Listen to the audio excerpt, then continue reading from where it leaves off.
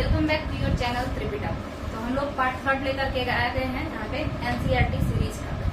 तो हम लोग एनसीईआरटी सीरीज में क्या कर रहे हैं, तो हिस्ट्री का कर रहे हैं। यहाँ पे लिखा हुआ है एनसीईआरटी सीरीज हिस्ट्री। ये चैप्टर 1 है क्लास 6 का, इसका पार्ट 3 है। हम अच्छे से समझाए हैं। मेरे हिसाब से ये यूपीएससी के भी बेस बनाने में सहायता करेगा। उसके अलावा सीटीईटी वालों को बहुत मददगार साबित होगा। सीबीएसई वाले जो लोग हैं उन लोगों को भी अच्छा कंटेंट मिलेगा। और स्टेट पीसीएस चूंकि अब ज्यादा रट्टू तोता से शिफ्ट कर रहा है इस तरफ, समझने वाला टाइप के तरफ, तो उसके लिए भी ये काफी इम्पोर्टेंट रहेगा। तो आप लोग पार्ट 1 पार्ट 2 अगर नहीं देखे होंगे तो पहले वो देखिएगा, फिर इस पे आइएगा, आप लोग को और अच्छे से समझ में आएगा। और अगर वीडियो सही लगे तो लाइक शेयर कीजिएगा और चैनल को सब्सक्राइब कीजिएगा। चलिए शुरू करते हैं। Finding out about the past. देखिए कुछ टॉपिक हम लोग 10 बनाए थे, तो उसी में हम लोग बात किए थे कि क्या क्या करना है। उसमें से यही केवल कुछ बचा हुआ है। इसमें से भी 1-2 टॉपिक हम खुद से लिए हैं, बाकी यही सब कुछ बचा हुआ है। तो हम लोग इसी को समझेंगे। Finding out about the past ऐसा टॉपिक है। क्या मतलब इतिहास के बारे में या पास्ट के बारे में हम कैसे जाने। तो कई तरीका है जानने का। तो किस तरीके से, देखिए किसी के बारे में अगर आपको जानना है तो आप क्या क्या कर सकते हैं। एक तो उस इंसान से पूछ लीजिए, वो अवेलेबल नहीं है क्योंकि पास्ट में आदि मानव गया। अब उसके दोस्त से पूछ लीजिए तो वो भी, उसके जो लोग होंगे उन लोगों से पूछिए तो वो भी नहीं है। तो फिर क्या बचा उसका छोड़ा गया सामान, बचा उसके द्वारा लिखे गए कुछ बुक्स, है ना। अगर वो लिखा है तो, अगर वो लिखना जानता ही नहीं है तो फिर बुक्स भी हटा दीजिए, है ना। तो फिर क्या बचा, सामान ही बचा केवल। ठीक है, तो बात कर लेते हैं थोड़ा। तो कई तरीके से हम लोग जान सकते हैं। यहाँ पे देखिएगा, एडिक्ट के माध्यम से, रिटेन सोर्स के माध्यम से, न्यूमिस्मेटिक के माध्यम से, आर्कियोलॉजी के माध्यम से। अभी हम बताते हैं, अगर आप इस चैनल को अच्छे से फॉलो करते होंगे तो आपको पता होगा कि एडिक्ट क्या होता है, न्यूमिस्मेटिक क्या होता है, एडिक्ट और इंस्क्रिप्शन में अंतर क्या होता है, ये सब हम अच्छे से बताते हैं। तो सुनिएगा ध्यान से, एक बार फिर देखते हैं। एडिक्ट क्या होता है, अगर आप कोई एक छोटे, मतलब आप पेन से किसी चीज पे लिख रहे हैं, पेन से लिख रहे हैं, खोद नहीं रहे हैं ऐसे ऐसे करके। देखिए पत्थर पे अगर जा करके हम पत्थर पे चौक से जा करके कुछ भी ऐसे लिख दिए, ठीक है, तो ये क्या है, ये बस लिखना हुआ, ये राइटिंग ही हुआ। बट पत्थर पे जा करके हम ऐसे खोद के एकदम लिख रहे हैं। कोई एक छोटा पत्थर का टुकड़ा लिए और उससे खोदना शुरू कर दिया, खोद करके ऐसे ऐसे एकदम बुकेट के लिख रहे हैं। तो उसको पता है ना, खोद के लिख रहे हैं। तो हम इसे तब इसको लिखना नहीं कह करके इसको कहते हैं कि ये क्या हो रहा है, इंस्क्रिप्शन, इंस्क्राइब कर रहे हैं, इसको खोद रहे हैं, इसमें खुदाई करके लिख रहे हैं। समझ में आया। तो इंस्क्रिप्शन या इंस्क्राइब करना। तो समझिएगा, एडिक्ट वो वाले, ऐसा कोई एक हार्ड सरफेस, ऐसा हार्ड सरफेस जिसपे हम लोग लिखते हैं। जैसे हम लोग मतलब आदि मानव लिख लिया, या फिर कहीं आप घूमने जाइएगा तो वहां पे भी कुछ डिजाइन बना करके कुछ लिखे रहते हैं लोग। तो वो सब चीज खोद करके लिखना। ऐसे ही ईंटा से ऊपर लिख दिए तो वो तो फिर पानी पड़ा और वो धुल जाएगा। और अगर हम खोद करके लिखे हैं तो वो नहीं धुलेगा। ठीक है, समझ में आया। तो ऐसा हार्ड सरफेस जिसपे कुछ लिखा गया है, तो हम लोग उस हार्ड सरफेस को एडिक्ट कहते हैं। हम लोग उस हार्ड सरफेस को, वो हार्ड सरफेस पत्थर हो सकता है, वो हार्ड सरफेस मेटल हो सकता है, मेटल मतलब धातु। ठीक है, तो उस पत्थर को हम लोग एडिक्ट कहेंगे जिसपे लिखा गया है, शिलालेख। ठीक है, और जो चीज लिखा गया है ना उसको इंस्क्रिप्शन कहेंगे। ठीक है, उसको अभिलेख कहेंगे। जो चीज लिखा गया है उसको अभिलेख कहेंगे। ठीक है, और जिसपे लिखा गया है उस चीज को एडिक्ट कहेंगे, शिलालेख कहेंगे। अब और ये जो स्टडी करते हैं ना, जो लोग एडिक्ट पे लिखा हुआ चीज को जो लोग स्टडी करते हैं, तो उन लोगों को हम लोग एपिग्राफिस्ट कहते हैं। और ये जो स्टडी है जो ये कौन से मतलब सब्जेक्ट में पढ़ा जाता है, तो उस सब्जेक्ट को एपिग्राफी कहते हैं। EPIGRAPHY।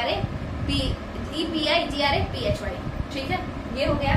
एडिक्ट के बारे में हम अच्छे से बता दिए। इंस्क्रिप्शन क्या होता है, एडिक्ट क्या होता है, ये सब आप लोग को अगर थोड़ा जल्दी लगा हो तो एक बार और इसको पीछे ले जाइएगा वीडियो को और समझने का कोशिश कीजिएगा। अब फिर समझते हैं। तो क्या पत्थर पे लिखी हुई चीजें बहुत दिन तक नहीं अवेलेबल होंगी।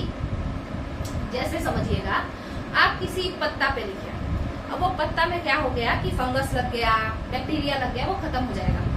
कागज पे लिखे सेम ऐसा होगा, फट जाएगा, पानी में गिर गया, ये सब। पत्थर कहीं भी रहेगा तो उस पर अगर हम खोद के लिखे होंगे इंस्क्राइब किए होंगे तो वो खराब नहीं होगा। समझ में आया? तो addict is very important source, ये बहुत महत्वपूर्ण स्रोत है इतिहास को जानने के लिए। अगली बात रिटेन सोर्स। तो रिटेन सोर्स जो है एडिक्ट को एपिग्राफिकल एविडेंसेस कहते हैं। समझ में आया? स्रोत को, जैसे एडिक्ट है ना, तो इसको जैसे यहाँ पे क्या है, जैसे रिटेन सोर्स यहाँ कह रहा है कि किताब का ही बात कर रहा है, तो लिखित साक्ष्य उसमें आता है किताब। उसी तरीके से एपिग्राफिकल स्रोत में, है ना, एपिग्राफिकल मतलब वही हार्ड सरफेस पे लिखा हुआ जो होता है, उसमें आता है एडिक्ट। ठीक है, एडिक्ट मतलब वो स्टोन, वो पत्थर जिसपे लिखा गया हो। हर एक पत्थर को एडिक्ट नहीं कह सकते, वही पत्थर को एडिक्ट कहेंगे, वही पत्थर को शिलालेख कहेंगे जिसपे लिखा गया। चलिए, रिटेन सोर्स में क्या क्या आएगा? तो लिटरेरी सोर्सेज में, यानी कि साहित्य में क्या क्या आएगा रिटेन सोर्स में, लिखित साक्ष्य। तो देखिए, हो सकता है कि हमको किसी के बायोग्राफी से कुछ पता चल जाए जो उस जमाने का था, है ना। हो सकता है कि हमको कोई धार्मिक ग्रंथ यानी रिलीजियस सोर्स से पता चल जाए, जैसे वेद से हम लोगों को आर्यों की राजनीति और संस्कृति के बारे में पता चलता है। Polity and culture of Aryans we can find out from the Vedas. और वेद क्या है? वो तो एक किताब है, तो किताब से पता चल रहा है। और वो कैसा किताब है? रिलीजियस किताब। ठीक है, इसके बाद अगर हम बात करते हैं रिटेन सोर्स के बाद न्यूमिस्मेटिक सोर्स की, तो न्यूमिस्मेटिक सोर्स मतलब क्या होता है? क्वाइंस। क्वाइन को देख करके, सिक्का, न्यूमिस्मेटिक मुद्रा विज्ञान को हम लोग न्यूमिस्मेटिक कहते हैं। सिक्का को अगर हम अध्ययन करते हैं तो उससे हमको पता चलता है कि उस जमाने का समाज कैसा था। ठीक है, जैसे समुद्रगुप्त को वीणा बजाना पसंद है, हम कैसे जाने? क्योंकि वो एक तरीके का सिक्का है जिसपे कि वो इस पोज में है। तो वही आर्कियोलॉजी मतलब पुराना सामान, पुरातत्व, पूरा मतलब पुराना और तत्व मतलब सामान। अब वो तत्व कुछ भी हो सकता है, कुछ भी मतलब कपड़ा हो सकता है ना, पॉटरी हो सकता है, मृदभांड हो सकता है। पॉटरी को हिंदी में घड़ा को मृदभांड कहते हैं। चलिए आगे समझते हैं। और बर्तन को भी कह सकते हैं, मिट्टी के बर्तन को भी कहा जा सकता है। तो इन सारी चीजों से हम लोग पास्ट के बारे में जान सकते हैं। इन सारी चीजों से, पत्थरों पे लिखे हुए चीज से, किताबों में लिखे हुए चीज से, किताबों में लिखे हुए चीज से कैसे? क्योंकि अब कौन सा कैसा कैसा किताब? तो धार्मिक किताब, रिलीजियस बुक्स भी हो सकते हैं, लिटरेचर वाला बुक, नॉर्मल साइंटिफिक बुक्स भी हो सकते हैं। जैसे चरक, अगर चरक संहिता लिखे तो वो तो एक तरीके का साइंटिफिक बुक था, सुश्रुत संहिता, चरक संहिता, ये सब डॉक्टर वाला बुक था, वो फिजिशियन एक सब वाला। चलिए, न्यूमिस्मेटिक के बारे में अगर हम बात करें तो क्वाइन से जान सकते हैं। आर्कियोलॉजी यानी पुराना सामान अगर हमको कुछ मिल जाता है, कोई घड़ा मिल जाए, जैसे मौर्य एज में आप लोग देखेंगे, मौर्य एज में आप लोग देखेंगे कि हम लोग को नॉर्दर्न ब्लैकवेयर पॉटरी मतलब उत्तर के लाल काले चित्रित मृदभांड मिले हैं, ऐसा करके कुछ उसको हिंदी में बोलते हैं। ठीक है, तो वही, तो उससे हम लोग को पता चला कि इस टाइप का यूज होता था। उसके बाद आप सिंधु सभ्यता में मातृ देवी की मूर्ति देखते हैं, मदर गॉडेस का जो फिगर देखते हैं, तो उससे आपको पता चलता है कि अच्छा ये तो मैट्रियार्कल सोसाइटी था। मगर देखिए, मैट्रियार्कल सोसाइटी के बारे में थोड़ा सा समझ लीजिए कि सिंधु सभ्यता को कहा जाता है वो मैट्रियार्कल सोसाइटी था। मगर एक क्वेश्चन है मेरा आपसे कि वहाँ पे पर्दा प्रथा भी था और वेश्यावृत्ति भी थी। अब आप लोग खुद ही कमेंट में बताइए कि किस हद तक मैट्रियार्कल सोसाइटी वहां पे होगा। चलिए आगे बढ़ते हैं। ये कंप्लीट वन पास्ट और मेनी। क्या केवल एक ही इंसान का पास्ट होता है या फिर कई सारे पास्ट होते हैं? तो सुनिएगा, पुराना जमाना में जो लोग लिखते थे, पुराना ये वाला टॉपिक हम लोग समझ रहे हैं। देखिए, पुराना जमाना में जो हिस्टोरियंस होते थे, जो इतिहासकार होते थे, वे लोग केवल राजा और उसकी आइडियोलॉजी, वो क्या करता है, वो क्या खाता है, वो कैसा कपड़ा पहनता है, उसका सोच कैसा है, उतना ही भर सीमित रहते थे, यही लिखते थे। बट अब हम लोग ये भी लिखते हैं कि फार्मर्स कैसे रहते थे, उनका भी तो इतिहास है। हर एक आम इंसान का भी पास्ट होता है, पीएम का भी कुछ पास्ट होगा, है ना, तो हर किसी का पास्ट होता है ना। मगर पहले के जो हिस्टोरियंस थे वो लोग केवल राजा वगैरह का ही पास्ट लिखते थे। आपको पता होगा कि अर्ली हिस्ट्री ऑफ इंडिया ऐसे कर करके जो बुक है, जॉन मिल शायद लिखे हैं, तो वो इंडियन हिस्ट्री को 3 भाग में बांटे थे। वही एक तो मतलब 3 भाग में, जैसे ancient India, medieval India, modern India जो होता है, तो वो on the basis of religion of the ruler, मतलब राजा के धर्म के आधार पर इंडियन हिस्ट्री को 3 भाग में बांटे थे। उन्होंने कहा कि पिछला वाला जो प्राचीन भारत है तो वो हिंदू का राज था, हिंदुओं का ज्यादा राज था, तो इसीलिए वो क्या है, हिंदू का हिस्ट्री है, वो हिंदुइज्म वाला हिस्ट्री है ना। एंशिएंट इंडिया जो है वो हिंदुइज्म हिस्ट्री बोलती है उसको। मिडाइवल इंडिया को बोले कि मुस्लिम काल है, चल रहा है, और उसी तरीके से मॉडर्न इंडिया को बोले क्रिश्चियन काल चल रहा है, क्रिश्चियन एरा चल रहा है। मगर ऐसा कभी नहीं हुआ है कि कोई एक धर्म का राजा ही पूरे भारत पे राज किया हो। मिला जुला करके ही लोग राज करते थे। अब जैसे या एक ही धर्म के लोग पूरे भारत में रहे हों। अगर आप एंशिएंट हिस्ट्री की भी बात करें, एंशिएंट इंडिया की, तो उस समय आप कहेंगे कि भाई मुसलमान तो उस समय नहीं था, तो आप कैसे बोल रही हैं? तो हाँ, ये बात सच है कि मुसलमान नहीं था, मगर केवल एक ही धर्म नहीं होता है, हिंदू और मुस्लिम, बस यही दो धर्म नहीं है, इसके अलावा भी धर्म है। जैनिज्म उस समय था, बुद्धिज्म उस समय था, है ना। तो इस तरीके से, और कई राजा, यहाँ तक कि अशोक भी बौद्ध थे, है ना। चंद्रगुप्त मौर्य बाद में जैन बन गए। तो आप खुद समझिएगा इस बात से कि कई सारे राजा अलग अलग क्या थे, अलग अलग रिलीजन के थे। चलिए, तो वन पास्ट और मेनी, तो पहले तो राजा के ही बारे में केवल बात होता था, बट अब हिस्टोरियंस 20th सेंचुरी की बात कर लीजिए या 21st सेंचुरी में आकर के हिस्टोरियंस लोगों के आम जीवन के बारे में भी बात करने लगे। अब एक क्वेश्चन है मेरा आपसे कि बताइए कि वह कौन सा पुराण है, पुराण जो लोमहर्ष और उपनिषद जो लिखे हैं, वो कौन सा पुराण है जिसमें राजा वाजा का तो बात है ही, उसके अलावा नॉर्मल लोगों का भी बात है, कृषि और कृषक पे भी बात किया गया है, फार्मर और फार्मिंग एक्टिविटीज के बारे में भी बात किया गया है। आप नीचे कमेंट में बताइए, उसके बाद हम लोग और समझेंगे। लाइन कट गया, छोड़िए, आगे समझते हैं। तो इस पे ध्यान दीजिएगा, देखिएगा थोड़ा। वन पास्ट और मेनी, तो अब बहुत सारे लोगों के बारे में पास्ट को भी पता किया जाता है। उस समय का किसान किस तरीके से लाइफ जीता था, उस समय का पेस्टोरल नोमाड, यानी वो लोग जो चारागाह, जो चरवाहा, तो चरवाहा जो होते हैं वो लोगों का लाइफ कैसा था, वो कैसे जीते थे, है ना। आप देखिएगा जो मौर्यन एज है, मौर्यन एज जो मौर्यन एम्पायर था, तो उसमें पशुओं के लिए भी हॉस्पिटल बनाए गए थे, है ना। तो पशुओं के लिए हॉस्पिटल, रोड बनाया गया था, रोड के किनारे हॉस्पिटल वगैरह, वेल वगैरह ये सब बनाया गया था। तो इससे क्या पता चलता है? इससे पता चलता है कि उस समय पेस्टोरल नोमाड्स, यानी ये जो चरवाहा लोग होते हैं, ग्रुप में जो जाते रहते हैं अपना मवेशी चराने के लिए, अपना घूम घूम करके, पुराने जमाना में जो होता था, पेस्टोरल नोमैड मतलब होता है बंजारा, वैसा चरवाहा जो बंजारा है, जिसका एक जगह ठिकाना नहीं है, ठीक है। तो ये लोग जाते होंगे, तो उस समय सोचिए कि वो कितना इंपॉर्टेंट पार्ट था उस सोसाइटी का कि पशुओं के लिए भी रोड के किनारे हॉस्पिटल बनाया जाता था। तो इस तरीके से आप लोग समझ सकते हैं। तो वन पास्ट और मेनी समझ में आ गया कि हर किसी का पास्ट होता है, सिर्फ रूलर का ही पास्ट नहीं होता है, और केवल रूलर के पास्ट से ही हम लोग पूरा पास्ट डिसाइड नहीं कर सकते हैं। तो थोड़ा देर रुक जाइए, आगे समझते हैं। हम कह रहे थे कि हर किसी का पास्ट होता है, केवल रूलर का नहीं होता है, बहुतों का पास्ट, हर किसी का पास्ट होता है, और केवल रूलर के ही पास्ट को समझ करके हम पूरे इतिहास का खाका तैयार नहीं कर सकते हैं, ठीक है। पूरे हिस्ट्री का स्ट्रक्चर नहीं कर सकते हैं, बना सकते हैं। तो यहाँ तक था ये कंप्लीट, यानी कि कई सारे पास्ट हैं। चलिए, व्हाट डू डेट मीन, इसको समझते हैं। तो डेट जो हम लोग पढ़ते, जैसे हम कभी कहते हैं 21st सेंचुरी, कभी कहते हैं कि इतना BC, उतना AD, ये सब क्या है, तो इसको समझ लेते हैं। देखिएगा, ये BC, ठीक है, कॉमा AD, फिर उसके बाद BCE, CE, C, BP, ये सब क्या है? यहाँ पे NCERT में ये दिया हुआ है, आप लोग उसको पढ़िएगा भी, यहाँ पे समझना है तो समझ भी लेते हैं थोड़ा। देखिए, ये सब टर्म है जो कि डेट को रिप्रेजेंट करता है। जैसे BC, बिफोर क्राइस्ट, BC का मतलब होता है बिफोर क्राइस्ट, मतलब ईसा मसीह के जन्म से पहले। तो ईसा मसीह का जन्म माइथोलॉजी में माना जाता है कि 0 ईस्वी में हुआ, 0 AD में, ठीक है। मतलब जैसे अभी 2023 चल रहा है ना, तो उस तरीके से 0 AD में हुआ, ठीक है। तो उस समय 0 जब साल का जो साल था, उस जमाने में जब 0 साल चल रहा था, तब ही ईसा मसीह का जन्म हुआ था, ठीक है। जैसे अभी 2023 ईयर है, तो उस समय 0 ईयर का नाम था, तो उस समय ही उनका जन्म हुआ था, तो 0 AD। उसके पहले 0 AD के पहले ईसा मसीह के जन्म के पहले का जो साल था, हम उसे बिफोर क्राइस्ट कहते हैं, तो BC इसीलिए लगाया जाता है। जैसे आप सुने होंगे कि जो बुद्ध हैं, उनका जो जन्म हुआ वो कब हुआ? 563 ईसा पूर्व में, 563 BC।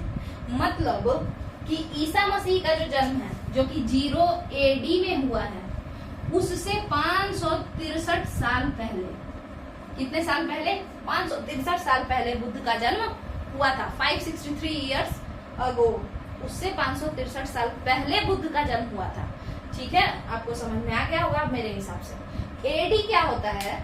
एडी मतलब होता है, ये लैटिन भाषा या ग्रीक लैंग्वेज का एक टर्म है जिसको एडी, एनो डोमिनी, एनो डोमिनी मतलब in the year of Lord, मतलब जब भगवान का समय चल रहा था उसी समय में, वो समय को एडी से रिप्रेजेंट किया जाता है, उस समय को एडी से रिप्रेजेंट किया जाता है। भगवान का समय मतलब ईसा मसीह का समय, वह समय जिसमें ईसा मसीह यानी कि जो जीसस क्राइस्ट है उनका जन्म हो गया था, ठीक है, तो उसको हम लोग एडी कहते हैं। जीसस के जन्म के बाद का जो समय है या उनके जन्म के समय से ही जो समय है उस वाले साल को, उस वाले ईयर्स को, उन सारे ईयर्स को हम लोग एडी कहते हैं, एनो डोमिनी कहते हैं, in the year of Lord, मतलब ईसा मसीह के जन्म और उनके जन्म के बाद। चलिए यही सब है। इसके बाद ये सी क्या है, सुनिएगा सी, कॉमन एरा। कॉमन एरा मतलब अभी जो है, कॉमन एरा मतलब कॉमन क्या होता है, जो हम लोग जिस चीज से हम लोग परिचित है हम उसे कॉमन कह देते हैं, ये तो कॉमन बात है। तो कॉमन एरा इसको कहते हैं, या फिर कंटेम्पररी एरा भी कहते हैं। कंटेम्पररी मतलब भी यही होता है कि वर्तमान में क्या चल रहा है, तत्कालीन, अभी। जैसे इंदिरा गांधी जो है हम लोग की कंटेम्पररी नहीं थी, है ना, मगर दादाजी ये लोग के कंटेम्पररी थी, है ना। अभी हम लोग के कंटेम्पररी कौन है, नरेंद्र मोदी। तो कंटेम्पररी सी को कंटेम्पररी एरा कहते हैं, सी जो है ये कंटेम्पररी होगा, या फिर इसको कॉमन एरा भी कहते हैं। कॉमन एरा मतलब जो अभी चल रहा है, तो जो एडी है ना उसी को सी कहा जाता है, जो अभी चल रहा है वही। और कॉमन एरा के पहले, बिफोर कॉमन एरा, जो हम लोग के लिए कॉमन नहीं है, वो उल्टा चलता है। जैसे देखिएगा, पहले 563 ईसा पूर्व आया, बुद्ध का जन्म 563 बीसी में हुआ और वो मरे कब, 483 बीसी में, ऐसा कुछ में मरे वो। तो सोचिए उल्टा हुआ ना, तो हम लोग के लिए वो कॉमन नहीं है, उल्टा चल रहा था, तो वही। तो ये common era, before common era. और यहाँ पे ये बीपी क्या है, तो बीपी मतलब बिफोर प्रेजेंट, प्रेजेंट मतलब अभी, और बिफोर प्रेजेंट मतलब आज के जमाने के पहले का समय। तो ये हो गया आपका कि व्हाट डू डेट मीन। अब बात करते हैं हम लोग एक बहुत इंपॉर्टेंट टॉपिक पे, जिसको समझना है और अच्छे से समझना है, तो इसको हम लोग अब देखेंगे। देखिए जनपद ये सब जो है ना, इसमें बहुत कंफ्यूजन होता है, बहुत सारे लोगों को होता है ना, तो हम लोग इसको देखेंगे। देखिए जन क्या है ना, देखिए लोगों को जन कहते हैं, अभी भी कहते हैं ना, हम सब जन चलते हैं, ठीक है, तो जन लोग को कहते हैं, पीपल इज नोन एज जन। जनपद क्या है, तो वह रीजन, वह एरिया जहाँ पे जन का पैर पड़ा हो, ठीक है, पैर जहाँ पे उनका पड़ा हो, वो सारा एरिया जनपद कहलाता है ना, जहाँ पे फुट पड़ता हो पैर। जैसे मान के चलिए भारत का जो जनपद है, भारतीय जहाँ जहाँ तक है ना, तो हम उसे भारत का जनपद कह सकते हैं। बट यहाँ पे थोड़ा कॉन्सेप्ट ये देखिए, जैसे भारतीय तो विदेश में भी जाके काम करते हैं, बट उनको हम भारत का टेरिटरी नहीं कह सकते हैं, समझ में आया।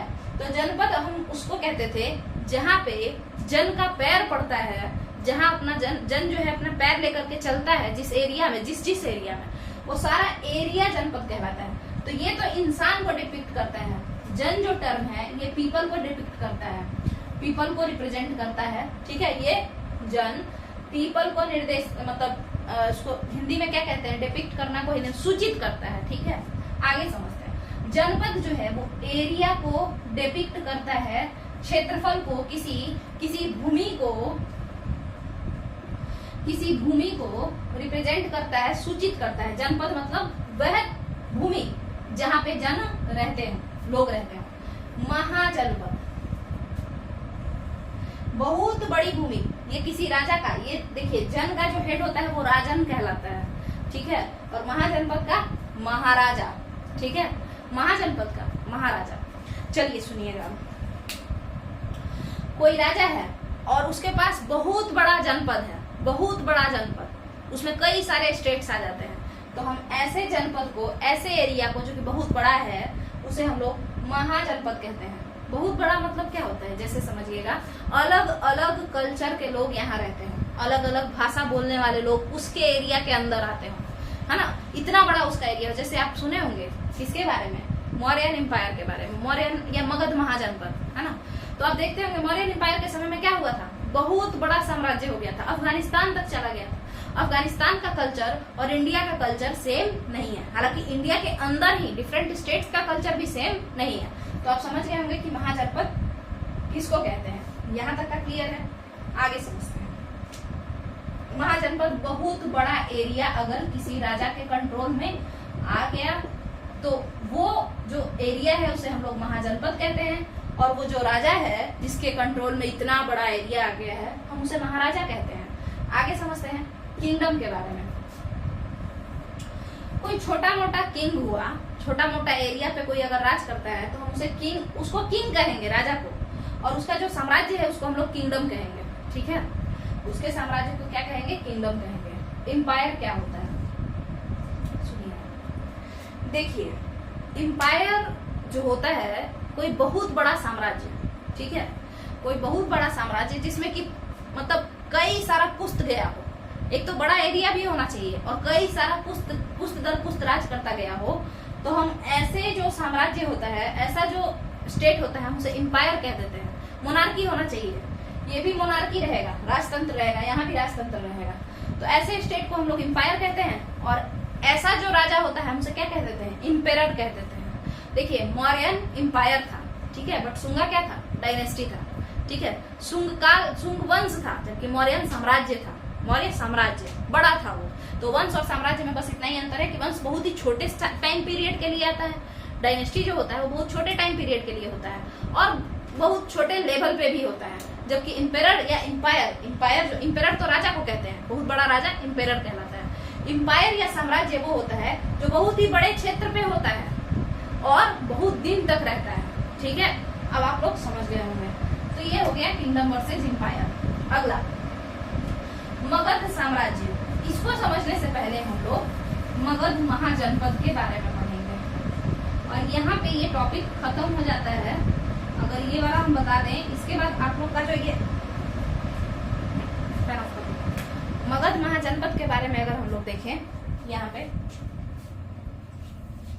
इसके बाद क्या हुआ मगध महाजनपद में जो हम लोग देख रहे हैं कि ये जो चीज है महाजनपद, आप लोग पढ़े होंगे कि जो त्रिपिटक है, जो इस चैनल का नाम है, तो उसमें त्रिपिटक यानी बुद्धिस्ट जो लिटरेचर है, बौद्ध साहित्य जो है, तो उसमें एक अंगुत्तर निकाय के बारे में आप लोग पढ़े होंगे। उसमें 16 महाजनपदों की चर्चा की गई है, जिसमें मगध महाजनपद सबसे आगे बढ़ा था। मतलब मगध जो कि एक छोटा सा जगह था, वो अचानक से बहुत बड़ा साम्राज्य बन गया था।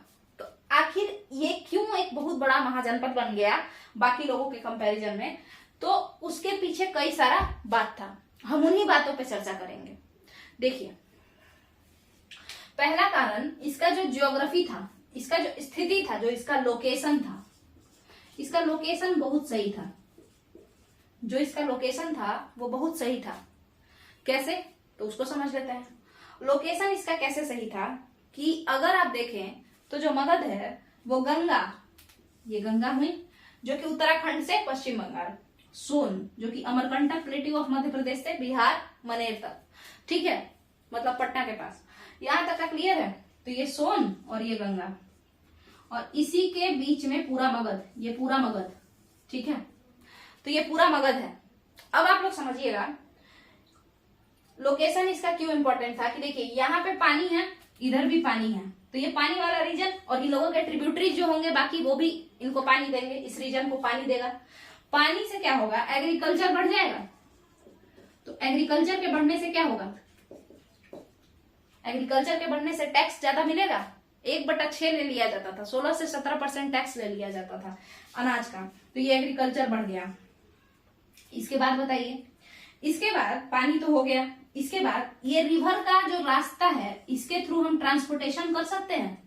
ट्रांसपोर्टेशन, कम्युनिकेशन, है ना, रिवर के थ्रू हम कहाँ कहाँ तक जा सकते हैं, है ना, यहाँ से इधर से चले, इधर चले गए, उधर चले गए, पूरा बड़ा सा व्यापार हम लोग कर लेंगे। तो इससे हमको क्या मिलेगा? ट्रेड एंड कॉमर्स बढ़ जाएगा। इस रास्ते के वजह से, ये फ्री फोकट का रास्ता है, इसको बनाने का भी जरूरत नहीं है, मतलब नेचर मेड रास्ता है ये ट्रांसपोर्टेशन बहुत अच्छा करवाएगा, तो आपका ट्रेड भी बढ़ जाएगा। तो ट्रेड बढ़ गया।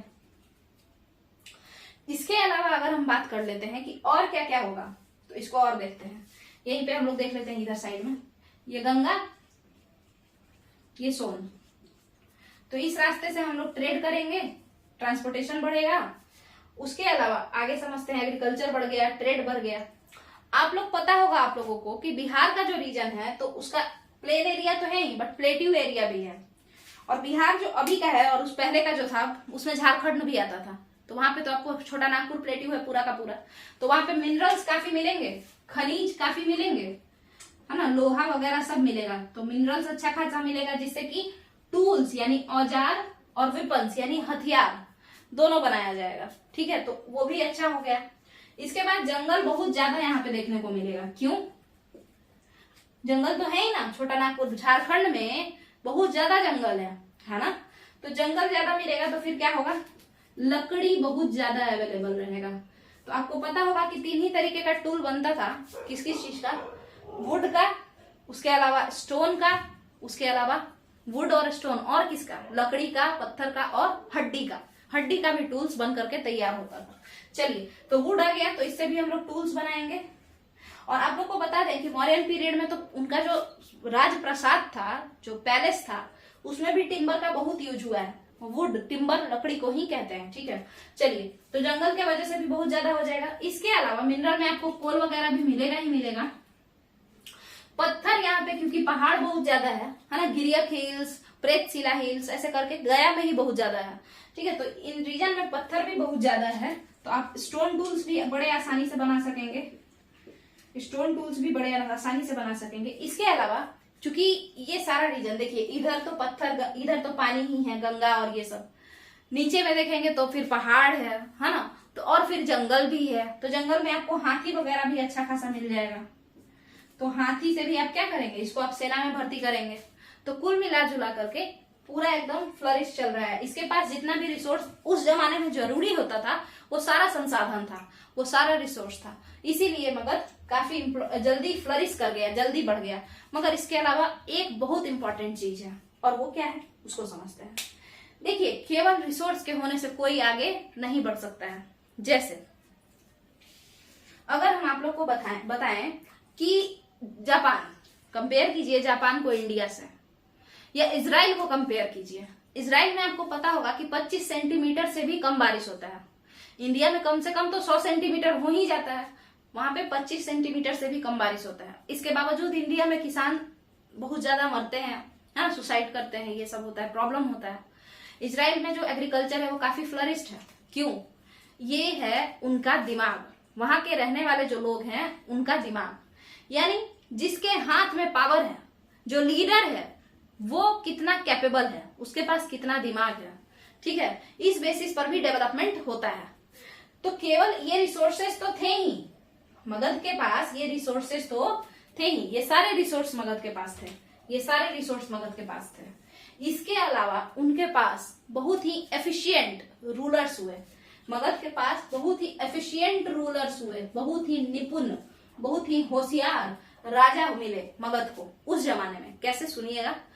इन लोगों ने हरेक प्रयास किया, इन राजाओं ने हरेक प्रयास किया अपने क्षेत्र को बढ़ाने के लिए। जैसे कितने तरीके से ये लोग अपने क्षेत्र को बढ़ा सकते थे, तो सुनिएगा। एक तो अटैक किया, जब देखा ये लोग की कुछ कमी है, कहीं पे कोई राजा कमजोर है, जाके अटैक कर देता था। जब देखता था कि कोई राजा हमसे ताकतवर है, तो फोर्टिफिकेशन, किलेबंदी भी करवा लेता था। अगर बात करें कि मगध का पहला राजधानी कौन था, तो राजगीर। और राजगीर तो पहले ही से घिरा हुआ है, राजगीर नेचर के द्वारा ही घिरा हुआ है 4-5 हिल से। अब हम आपको बताएं, अगर जैसे भी पुचाल हिल्स है, रत्नागिरी है, उदयगिरी है, वैभवगिरी है, सोनगिरी है, ये सब हिल है, ये सारी पहाड़ियां हैं जो कि राजगीर को चारों तरफ से घेरी हुई हैं। तो ऑटोमेटिकली वो सेफ था। तो यानी अगर कोई बहुत ताकतवर है तो वो हम पे अटैक नहीं करेगा, और जो कमजोर है हम उस पे जाके अटैक कर देंगे। तो ये दो चीज, बाय इन्वेजन, है ना, आक्रमण करके हम हड़प सकते हैं। इसके अलावा यहाँ के जो रूलर्स थे वो लोग दहेज प्रथा का बहुत यूज किए। बिहारी रूलर्स, मेनली मगध के जो रूलर्स थे, ये लोग दहेज प्रथा का काफी यूज किए। ये क्या करते थे कि मतलब मैट्रिमोनियल अलायंसेस बनाने लगते थे। ठीक है, मैरिटल अलायंसेस, शादी करने लगते थे। एक रूलर 3-3, 4-4 लोगों से शादी करके, और उन सभी लोगों से जो है दहेज में सामान लेते थे। और सामान में क्या, भूमि, लैंड लेते थे। आप सुने होंगे चंद्रगुप्त मौर्य के बारे में कि सेल्यूकस निकेटर जब अपनी लड़की का शादी, जिसको कार्नेलिया जिनका नाम है या हेलेना भी कहते हैं, जब वो शादी करते हैं सेल्यूकस निकेटर से, जब सेल्यूकस निकेटर की बेटी से जब चंद्रगुप्त मौर्य शादी करते हैं, तो वो एरिया, अराकोशिया, जदरोशिया, पेलोपोनेस, ये रीजन ये 4 रीजन उससे दहेज में ले लेते हैं।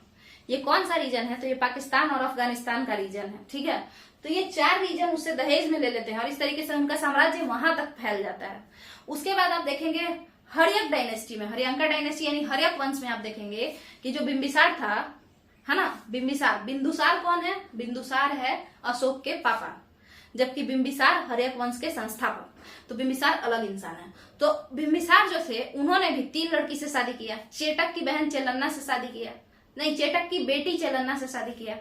प्रसेनजीत जो कि कौशल यानी अयोध्या के राजा थे, उनकी बहन कोसला से शादी किया, है ना। और मद्र नरेश की लड़की खेमा से शादी किया, मध्य पंजाब का रीजन है, तो उनकी लड़की खेमा से शादी किया। और इन सब लोगों से भरपूर माल लिया, मतलब दहेज लिया, और दहेज के फॉर्म में ये लोग लैंड ही लेते थे। तो इस तरीके से ये हर जगह अपने आप को ये लोग एक्सपैंड कर रहा था। तो जो रूलर्स थे ना, उनके पास उनका माइंडसेट बहुत ही ताकतवर था, वो एम्बिशियस थे, है ना, बहुत ज्यादा एम्बिशियस थे। तो इस वजह से भी मगध का ग्रोथ बहुत ज्यादा हुआ। तो अब जो आपका ये चैप्टर 1 है एनसीईआरटी सीरीज का, ये चैप्टर 1 एंशिएंट हिस्ट्री का, ये खत्म हो गया है। तो अगर आप लोगों को ये क्लास 6 का चैप्टर 1 अच्छा लगा हो तो हम आगे भी इसका पूरा कंप्लीट कराएंगे, पूरा ancient history up to 12th, पूरा हिस्ट्री और पूरा का पूरा SST up to 12th complete कराएंगे। इसके अलावा जो आपका साइंस है वो अप टू 10th कंप्लीट कराएंगे। और साथ के साथ हम जो लूसेंट मॉडल है, जो रट्टू वाला मॉडल होता है, जो 1 लाइनर फॉर्म में है, ये सब उस टाइप से भी, क्योंकि उसमें ज्यादातर क्वेश्चन होता है, सीधे एक क्वेश्चन है उसका आंसर ये है, ये तो समझाने वाला टॉपिक है, लूसेंट में ज्यादातर समझाया गया है, ठीक है। तो वो वाला मॉडल भी लेकर के स्टार्ट करेंगे, पीवाईक्यूज भी कंप्लीट कराएंगे और स्टेट सीरीज भी लेकर के आएंगे, ठीक है। तो अगर आप लोगों को ये पसंद आया हो तो वीडियो को लाइक कीजिए, शेयर कीजिए और चैनल को सब्सक्राइब कर लीजिए। TRIPITA यही चैनल का नाम है, त्रिपिटक। आप इस चैनल को सब्सक्राइब कीजिए और फिर आगे हम लोग शुरू करेंगे। चलिए, थैंक यू।